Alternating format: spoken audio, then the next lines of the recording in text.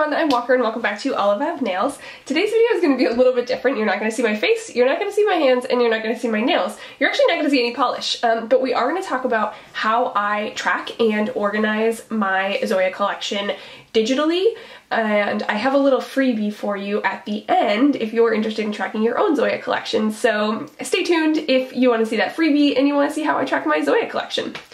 Awesome, so I use a spreadsheet. I've referenced this in several of my videos and I wanted to finally kind of show you what it looks like, show you how I use it. So I have this first page here that lists every Zoya polish, its color, its finish, the collection that it came from.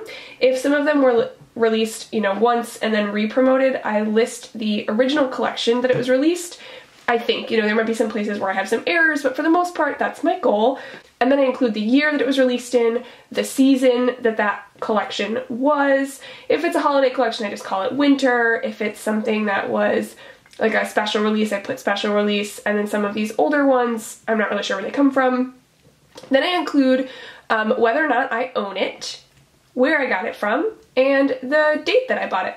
So this helps me to know, how many polishes am I buying from Zoya, how many polishes am I buying from, for example, a D-Stash, Page, eBay, those kind of places. Over here I have whether or not it's in the current Zoya collection, and the reason that I like this is because I do have some discontinued polishes on this spreadsheet, but it's helpful for me to know whether or not they're currently in the Zoya collection or not. These are all of Zoya's currently released collection. If we scroll all the way down to the bottom, holy moly, holy moly, holy moly, holy moly, lots of polishes. This is every polish in Zoya's collection all the way down to 528. So Zoya has 528 polishes in their collection. That includes some of their things like the Tip Perfector, the Buff Perfector, Pink Perfector. They include those on their website with their polishes, so I included them here. I want to talk really quickly about how I get this number column over here, where this comes from. This is really what helps me organize my actual physical polishes because these line up with how I organize my polishes.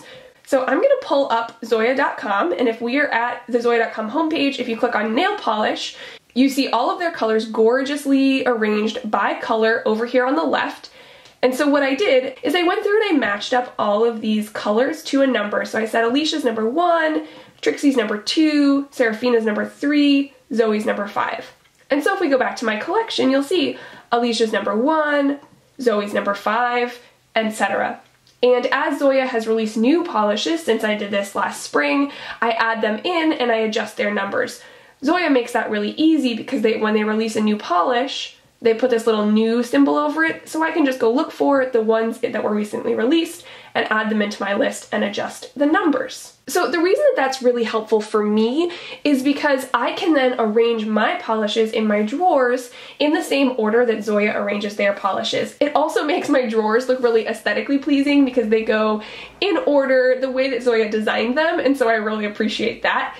And yeah, so that's how I organize my collection. Now I'm going to show you the other tab where I track some data about my collection that all pulls from this spreadsheet, and then I'm going to show you the freebie that I have for you. Okay, so this is my stats tab, and there's a lot of information here. We're going to zoom in and just look at each part at a time. Okay, so this first section over here on the left is polishes by finish. So it tells me Zoya has 521 polishes in their current collection, and the reason that this number is different is because I don't want to include here their treatments. I'm not really interested in the Mauve Perfector, the Lavender Perfector, that kind of stuff, so that shows up on the list of polishes that are in Zoya's currently released collection, but I don't include them here because it's not actually helpful in terms of knowing what colors I have or what finishes I have. Those are not that helpful, so I don't include them here, which is why there's a slightly fewer total Zoyas than there were on the previous page. And then it tells me how many I own. That's an embarrassing number, but also an exciting number. And then what percent of Zoya's collection I own. So I own 73% of Zoya's polishes, which is pretty good. That's pretty good. And then I break that down by finish. So of their currently released collection, 247 of them are creams. I have 208 of them, which means I own 84% of them. That is obviously my favorite. So those are my favorite ones. And then you can see down here all the other finishes from Zoya. Some of them are a little wonky. So for example, they have like one polish that has a multi-chrome finish, and so I listed it that way because that's where it comes from on Zoya's website, but you know, I don't own it yet, so that's a little wonky. I may loop that in with shimmer, but I kind of want to keep it the way Zoya describes it in case they release more in the future. Similarly, down here below that is polishes that I own organized by color. So here I can see that there are 47 greens in Zoya's collection. I own 32 of them, and that's 68%. And I think that's really fun. I love that. And you can see I own all of their silver polishes, all of the black polishes, almost all of the gray, I'm so close, all their mauve polishes, etc. All right, so if we scroll over here to the right, this is showing what percent of each collection from Zoya that I own, and this is actually counting polishes even if they're discontinued. So for example, all 6 of the polishes in this collection are discontinued. I own none of them because I have happened to not pick them up in an eBay or a D-stash sale or something like that. And so this can be a little misleading. To get more information, you do have to like go to the other tab and look at these polishes, but I find this really interesting. I love this kind of at a glimpse look at the different collections. These ones were released this year, so I have all of them. But for example, this one was released, you know, several years ago, and I have 8 of the 12. That's pretty cool. Okay, so I'm going to show you now the freebie that I have. So I'm going to include a link in my description box to a copy of this document, the Zoya collection template, and I've put when it was last updated, so it has through the Jubilee collection. And you can take this and you can make your own tracking system. So all the work that I've put in to put in the color, the finish, the collection, etc. is in here already. You don't have to do that. The numbers are here. You don't have to stare at Zoya's website, even though it's really fun. You can just fill in which ones you own. If you want to include when you bought it, where you bought it from, you can do that here. And that way you'll have a really exciting list yourself. All right, awesome. So over here is a tab for you to track statistics about your own collection. If you want to, you can always delete any of this or not look at it. But what's really cool is it's counting all zeros right now. But once you fill in that yes, you own a polish, it will start populating over here and tell you, okay, that polish was holographic, so now you own 1/9 of the holographic polishes from Zoya. It'll also populate in the color and the collection that that polish belongs to. So you'll be able to see all of the data about your own collection. If you're kind of a spreadsheet nerd like I am, you'll love this. And if not, you can always just use it as a way to track your collection. I track other things about my collection here, like whether or not I've swatched them, whether or not I've posted them on Instagram, and whether or not I've featured them in a video. So if you want to do those things, you can as well. You know, there's lots of flexibility. Okay, a couple quick notes here before you make your own copy. There are some polishes that are listed as a treatment. That's because I didn't want to count them in my colors. There are others that have the color French listed, which basically means they're one of those like sheer nude polishes that Zoya has a lot of. That's how I listed those. And the other comment that I want to make is some of these polishes, like Wednesday, when you look at them on Zoya's website, have multiple colors. They're both blue and green.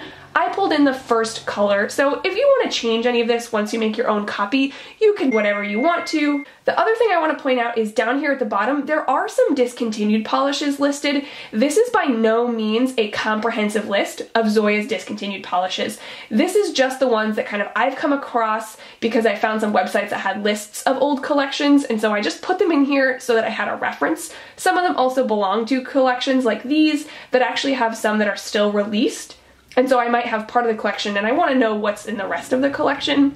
So I thought this was interesting. I thought, you know, it's helpful to have them there, but you could always delete them if you're not interested in seeing the discontinued polishes. So the link for this document will be in the description box down below, and when you get here, you'll notice that you actually can't edit anything in this document. So what you'll want to do is you'll want to open it up, go to File, Make a Copy, and then you can rename it whatever you want. So you could call it My Zoya Collection Template, and then you can put it in kind of whatever folder you want to on your Google Drive, or you can just add it to your Google Drive. You don't want to share it, you don't want to copy anything, then you just hit OK.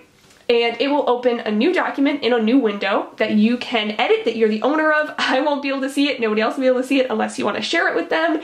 And you can go ahead and start entering your polishes. Okay, awesome. I hope that this was interesting and helpful, or I don't know, I hope it was something. I hope it like scratched a nerdy polish itch that you have.